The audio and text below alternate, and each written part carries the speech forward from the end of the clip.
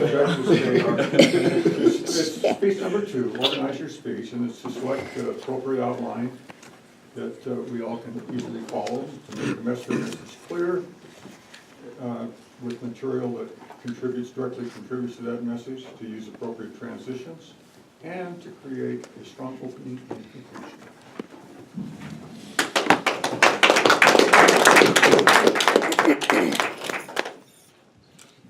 Please welcome Jacki, and the speech title is Changes, 5 to 7 minutes. Thank you. I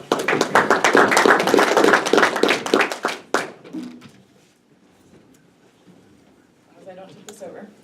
Okay. Thank you, Master Toastmaster. I still don't know what I was waiting for, and my time was running wild, million dead-end streets. And every time I thought I'd got it made, it seemed the taste was not so sweet. Changes. David Bowie, 1971. More than a decade before his smash hit of Let's Dance. I found the song Changes to be an appropriate opener for my speech, as it gives a little bit more of a hum to my one-worded title, and also because we recently lost the legend, very sadly, at the beginning of the month. I watched the ripples change their size, but never leave the stream. I left the stream, or in my case, I left home.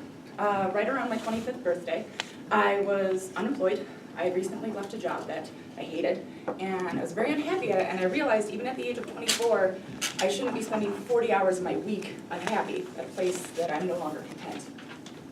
So, 25 comes, I am doing all the usual jobless stuff, and I'm updating my resume, I'm downloading all of the job application sites, all the search engines, I'm going on Facebook repeatedly because that's what you do when you're jobless, and I'm also going on to Indeed every moment of my waking life when I'm not on Facebook. On a whim, my mother was sending me a few job applications. She's like, hey, you'd be a really good fit for this, and if it had something to do with marketing or PR, I applied, as long as it fit my qualifications. On a whim, she sent me one for the National Swimming Pool Foundation. And she called me up, she's like, hey, there is this job in Colorado Springs, which is where the Olympics train, Jacki. You could meet Michael Phelps, who was a hero of mine growing up. I had little newspaper snippets of him in my basketball locker because he gave me inspiration, and because he was a Stone Cold Fox. So, so I was like, okay, Mom, I'll apply for it. 8 p.m. that night. I read through everything. I applied to the best of my ability, and I was like, I got this. I could totally do this. And again, she just sent it to me as a joke. But I was like, no, it's PR specialist. I got the qualifications. I'm going to do it. 8 a.m. the next morning rolls around, and I have a Skype interview request. It wasn't even 24 hours later, and I was like, whoa, really? Seriously? A week later, I was on my way to Colorado Springs Airport, and then I was having a full-day interview in this very building. So, a week later, after that then, I had a job offer and was contemplating moving across the country.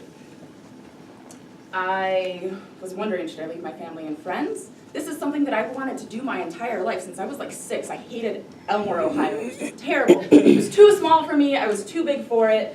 I wanted to get out. I always wanted to move west, and my boyfriend wanted to do the same thing. So I sit down and have a conversation with my mother and my boyfriend, and we decide, yeah, let's do this. Let's have my boyfriend and I move cross country. Changes are taking the pace I'm going through. Apartment hunting began. Budgeting immediately followed after that. My boyfriend and I were crazy lucky, and it was a ludicrous situation. The place he worked at, Preferred Flooring in Cleveland, Ohio, had only 3 offices in the country: Cleveland, Florida, Denver.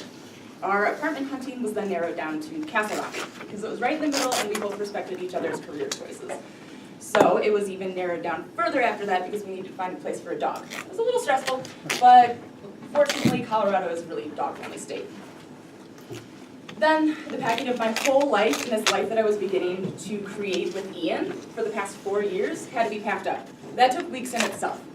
And it was very frustrating, and you realize how many boxes you need to keep to go packing, to pack up your entire life from both your current home and then your home back at home. So it's like, what am I gonna send back to my mom that I can't take with me across country? It's crazy. Eventually, we were canceling our internet, planning the road trip, making the last hurrahs with friends, and explaining to our family why we were leaving.